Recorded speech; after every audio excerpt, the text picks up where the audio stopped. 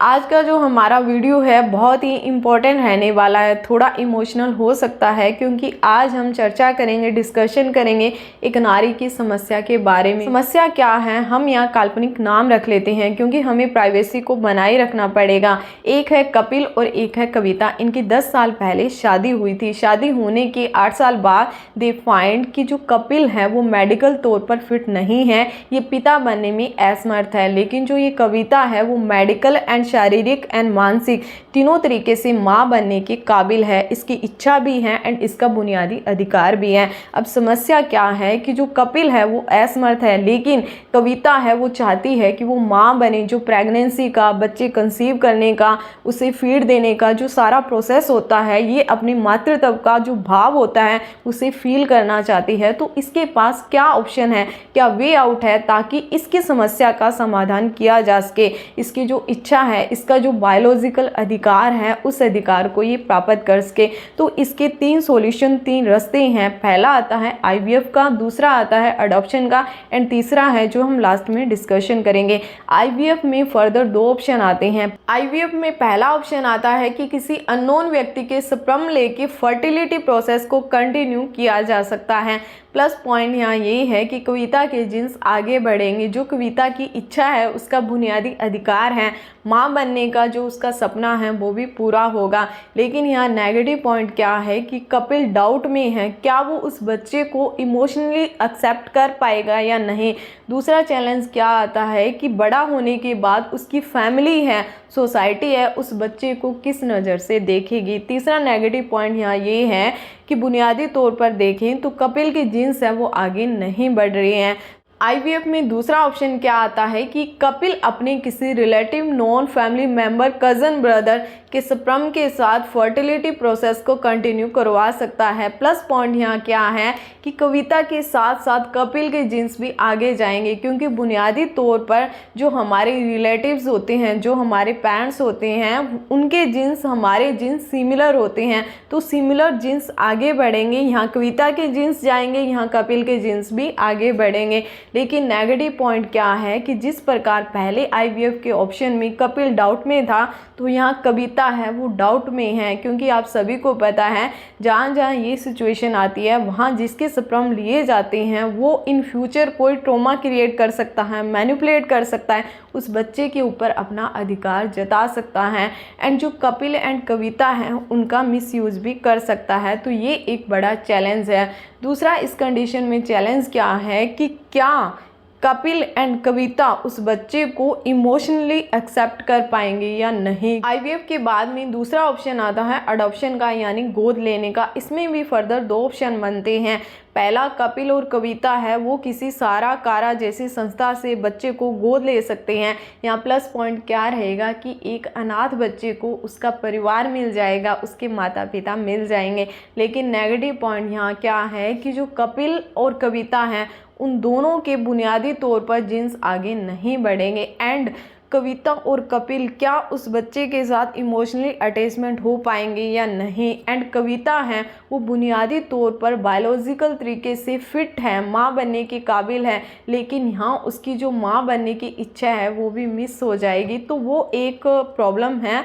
फिर इसका एक सबसे बड़ा चैलेंज क्या आता है कि जितनी भी रिसर्च हुई है, थियरीज़ हैं, जितनी भी स्टडी हुई है, उनको मद्देनज़र रखते हुए हम देखें तो एक बच्चे का विकास होता है, उसमें हेरिडिटी यानी जीन्स एंड इन्वायरमेंट दोनों इक्वल रूप से प्ले करते हैं, यानी दोनों का अहम योगदान रहता है। तो यहाँ जीन्स किस क्वालिटी के हैं वो भी मैटर करता है। यदि हम स्टीव जॉब्स का एग्जांपल लें तो उनके केस में देखा जाए तो जिस माता पिता ने उन्हें गोद लिया था उनके लिए स्टीव जॉब्स वरदान साबित हुए, लेकिन इसकी जो नेगेटिव स्थिति है उसको भी हम नकार नहीं सकते।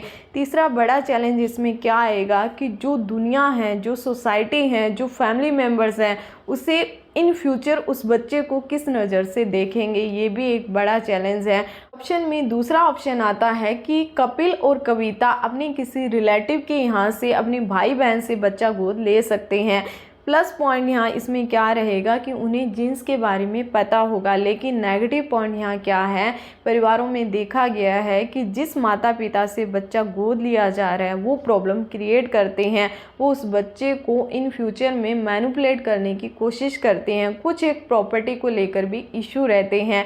एंड बुनियादी तौर पर माता पिता का एक हक होता है, यदि बच्चा गलती करता है तो इस बच्चे को ये माता पिता डांट लगा सकते हैं।